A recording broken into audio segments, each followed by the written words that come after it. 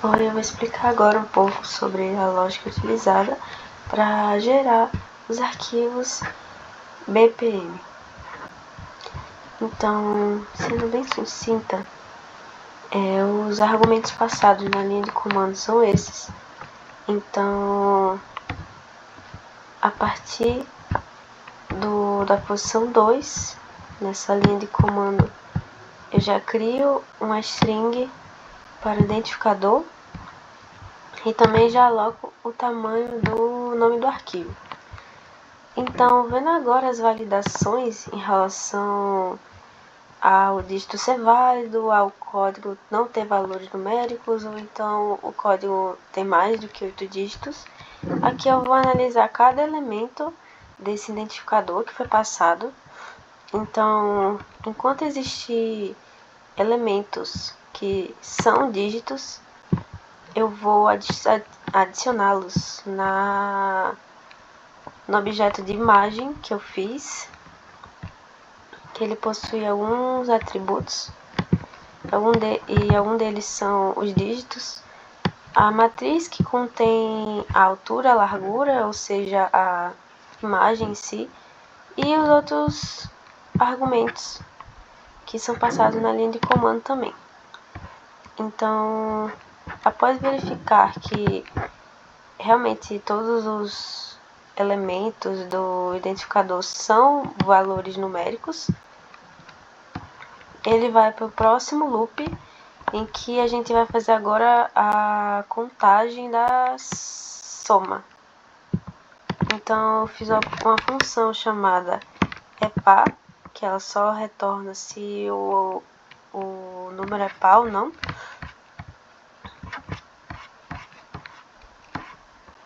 E aí que aqui eu faço a soma, né, com a média ponderada. E para descobrir o próximo múltiplo, para poder fazer a validação, né, se o identificador é um código válido, deixa eu ir aqui para a função. É uma função recursiva que inicia-se com o número da soma. E no momento em que esse número é divisível por 10, ele retorna o número. Então, com esse identificador válido, ou seja, o último dígito realmente é essa diferença do próximo múltiplo com a soma. E no momento em que o identificador possui 8 dígitos, no momento em que todas essas validações são feitas, o programa continua. Então agora eu vou preencher as variáveis de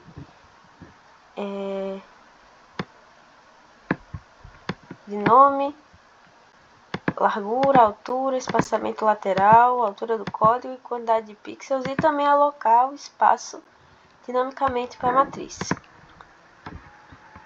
Então, como eu coloquei o nome dos argumentos, eu basicamente vou, no momento em que achar esses nomes na linha de comando, vou verificar se o próximo item é um número. Então, se o próximo item não for um número, eu vou colocar um valor padrão. Então, no momento que eu achar espaçamento, pixels, altura, eu já vou verificar se existe algum valor no próximo item e já alocar esse valor se ele for um número. Já em questão do nome, como o nome é o último argumento dessa lista, se realmente o último argumento dessa lista for o nome, quer dizer que o nome não foi inserido. Então, o nome padrão para esse arquivo é exemplo.bpm. Então, depois de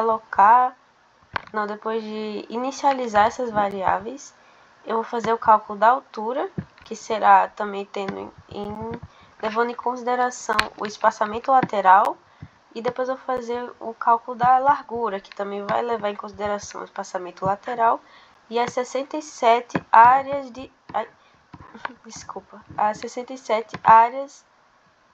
do código. E aqui eu estou alocando dinamicamente o espaço da matriz. Então, para a altura, eu vou considerar as linhas da matriz. E depois eu vou percorrendo cada uma dessas linhas e alocando o tamanho da largura. E com essa função já vou carregando essas linhas com 0. Então, o coração do código realmente está nessas 3 funções. Então, vamos lá. Para gerar o código EAN8, que eu não acabei definindo aqui no struct de imagem, mas eu defini no escopo, no início do código, em que terão 67 elementos. Então, como a gente já sabe que os 3 primeiros e os 3 últimos serão 1, 0 e 1, eu já inicializei aqui. E também como os números do meio também já sabe, eu acabei inicializando também.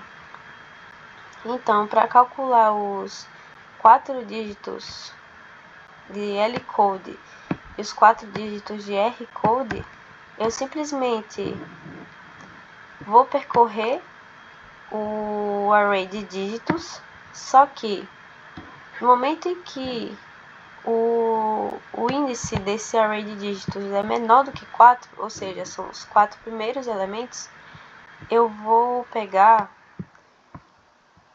as matrizes de L-code e R-code que eu defini. Então, aqui eu já defini, já inicializei essas 2 matrizes, porque elas também vão ser utilizadas no código de extrair o código EAN8. Então, aqui a gente pode claramente perceber que, por exemplo, o dígito 4, ele será o index 4 dessa matriz. Então, por exemplo, o primeiro item do array de dígitos é 4. Então, no i igual a 0, a gente tem no array de dígitos o número 4. Então, lá no L-code, ele vai pegar a linha 4 e 0, 1, 2, 3, 4. E aqui, cada elemento dessa string eu vou transformar em inteiro para poder popular o array de 67 que eu declarei no início. Então, aqui eu vou estar percorrendo os 7 elementos, os 8 elementos do R-code e do L-code. E de maneira semelhante, eu vou fazer com os 4 dígitos da outra metade. Então, com esse array populado, com realmente o código EAN8, agora eu vou preencher a matriz, repetindo cada um desses elementos baseado na quantidade de pixels. Então, enquanto o index aqui for 0, ele vai printar na matriz a quantidade de elementos. E toda vez que o count não for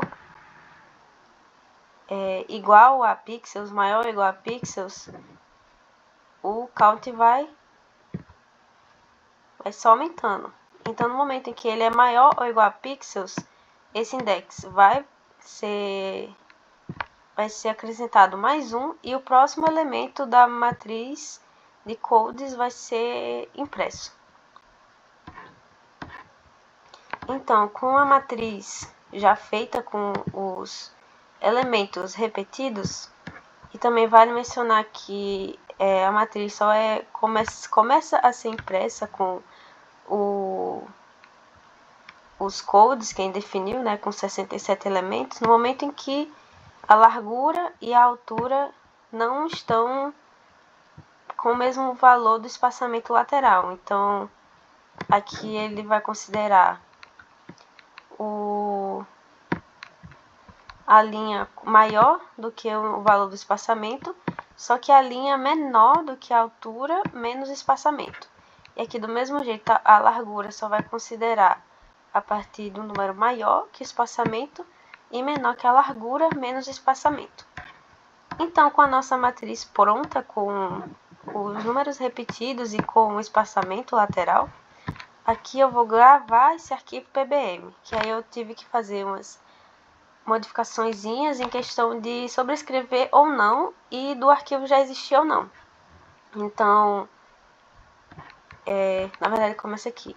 Eu inicializo com um arquivo só de leitura, então se ele for nulo, quer dizer que o arquivo não existe. Então eu abro para escrita e gravo esse arquivo com essa função, em que vai ser printado P1, a largura e a altura e aquela matriz que eu guardei no objeto de imagem. Então, se de início esse file teste não for nulo, quer dizer que o arquivo já existe. Então ele vai perguntar se o usuário vai querer sobrescrever, e se ele escolher que vai sobrescrever, então eu abro esse arquivo de novo para escrita e eu simplesmente coloco a matriz que veio no objeto de imagem. E por fim, se o usuário escolher não sobrescrever, ele só encerra o programa e printa que o arquivo resultante já existe. E foi essa a lógica que eu utilizei para gerar o arquivo PBM. Obrigada. Sobre o código, na parte extrair, temos o main. Quando você chama ele, você já bota o argumento, por exemplo, .pbm, e vai ser o nome do arquivo. A primeira coisa que a gente faz é instanciar a imagem PBM, que é feito no arquivo compartilhado entre os dois códigos, e também tem o L-Code e R-Code, que é usado nos dois, e vai ser usado no extrair em algum momento. Após isso, a gente vai ter a instância do largura do número, que é exatamente quantos pixels tem cada número, e a gente vai descobrir isso depois em uma função que acha a primeira linha que possui o número 1. Sabendo disso, a gente primeiro encontra o arquivo, vê se faz tudo a abertura do arquivo nessa função do getFile e retorna o arquivo, que vai ser ou nulo ou vai ser o próprio arquivo. O tratamento, se o arquivo existe ou não, vem logo após ele pegar o arquivo, abrir, né? Ou tentar abrir para a leitura. Depois teremos a leitura do cabeçalho com a imagem PBM, que a gente criou aqui, a imagem, e vai ler o tipo, a largura e a altura, e vai salvar nessa variável. Sabendo disso, a gente inicia o processo de leitura do código do arquivo PBM. Se tem os dois, é porque vai se seguir o código.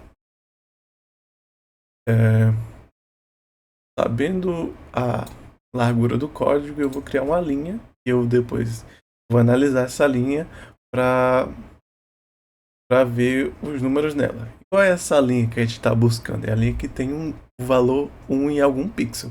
E se ela tem o valor 1 em algum pixel, quer dizer que o código está ali.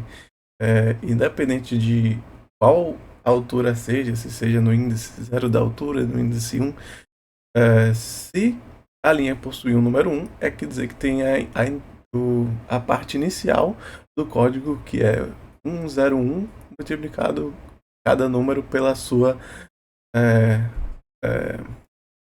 número largura, que é aquela variável que a gente tem aqui. E aí tem uma função para encontrar essa primeira linha que tem 1. Então ele pega aqui o arquivo, ele pega aqui essa linha para modificar de forma pegando a referência da linha, né? E o contador para outros fins que vão ser explicados. Eu declarei duas variáveis para me ajudar a entender que parte eu estou do código que vem dentro do for. Primeiro eu faço um for e for j para ter tanta altura quanto a largura, ou seja, no primeiro momento que ele encontrar um pixel que seja 1, linha código vai ser true. O que é ser esse linha código igual a true? Quer dizer, essa é a linha que eu quero. Essa é a linha que eu quero.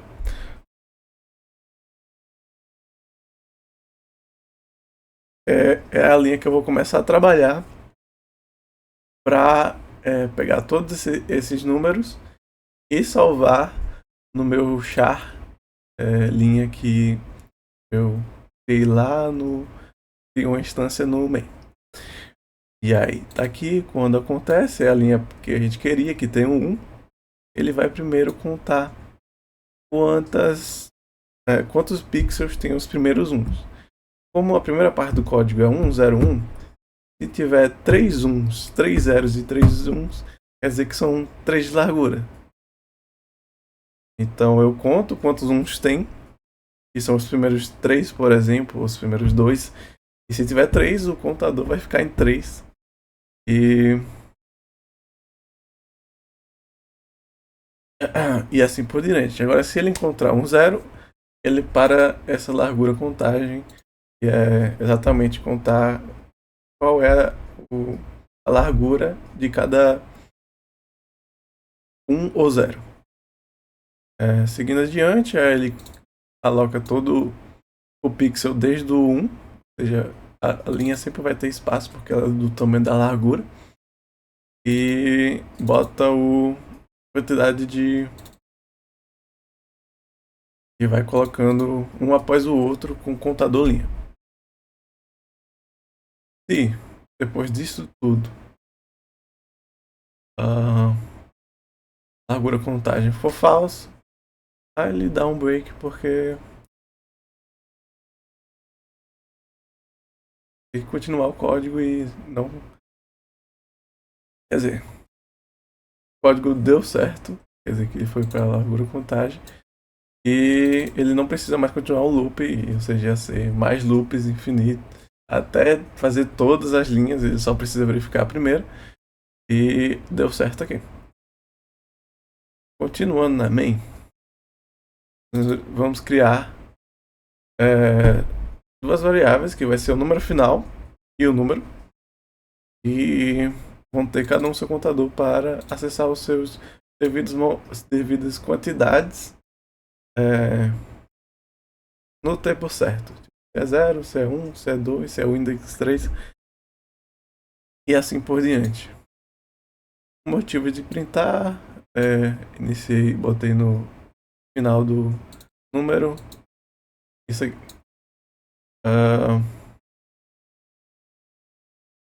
Agora entraremos no próximo for loop, que vai exatamente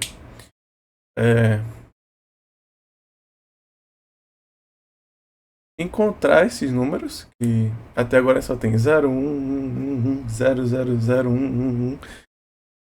Tem só a sequência de 1s e 0s, e a gente precisa encontrar os números, que é exatamente essa sequência de 0 1s, né? Só que, por exemplo, a largura de cada 0, 0, 0, de cada 0, de cada 1 for 3, tem que ir pulando de 3 em 3. Então eu tenho que pegar 1, aí pular 3 e pegar um 0, por exemplo, pegar um 1, pegar um 0, e assim formar um número com 7 dígitos. 8 dígitos, perdão. E encontrando esse número de 8 dígitos, ele faz isso aqui 8 vezes, porque é 7 vezes 8 e são 7 números com 8 dígitos. E quer dizer, são 8 números com 7 dígitos. E eu escrevi errado aqui, mas enfim, meio que isso. E vamos lá, vamos entrar no find number. O que acontece se o número estiver entre 28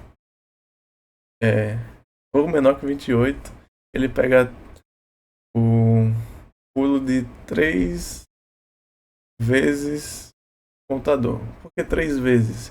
Porque todo início de código não vai ter 1, 0, 1. Aí ele vai adicionar isso ao valor da linha que ele quer encontrar. Então eu quero achar o 0, o primeiro valor depois de...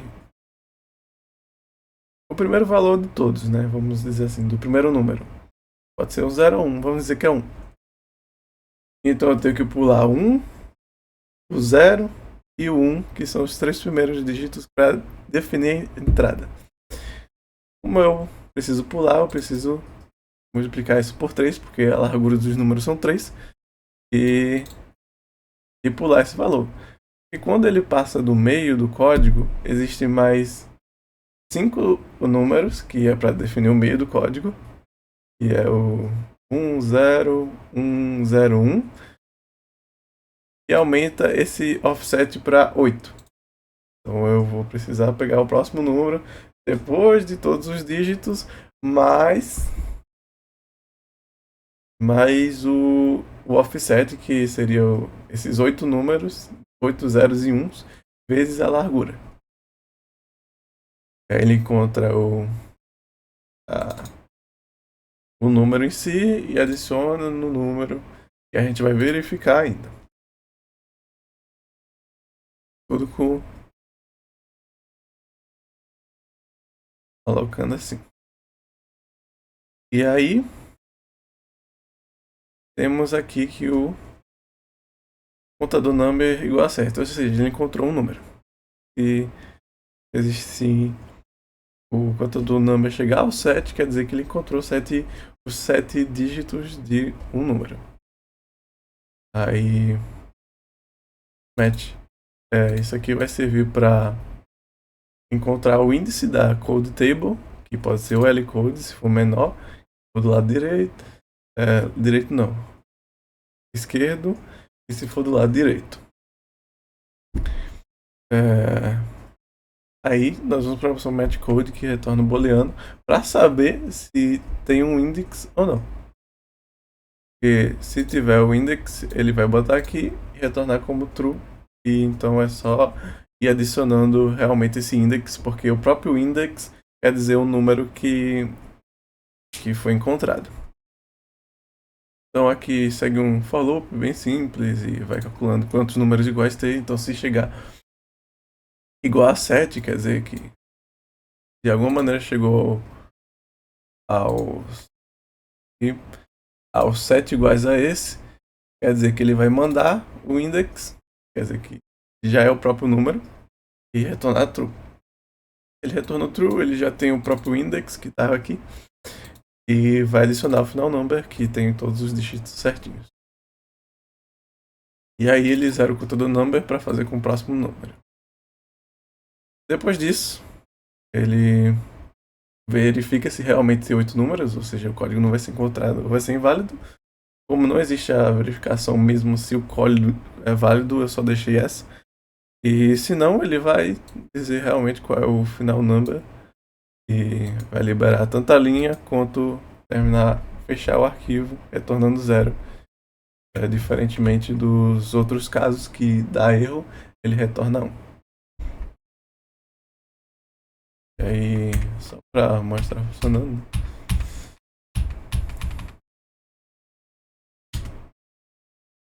Eu acho que eu tenho alguns arquivos de exemplo e exemplo 3, exemplo 2 e tá aqui, ó, exemplo 3, exemplo 2. Criatura pequena, etc. Bate. E basicamente é isso.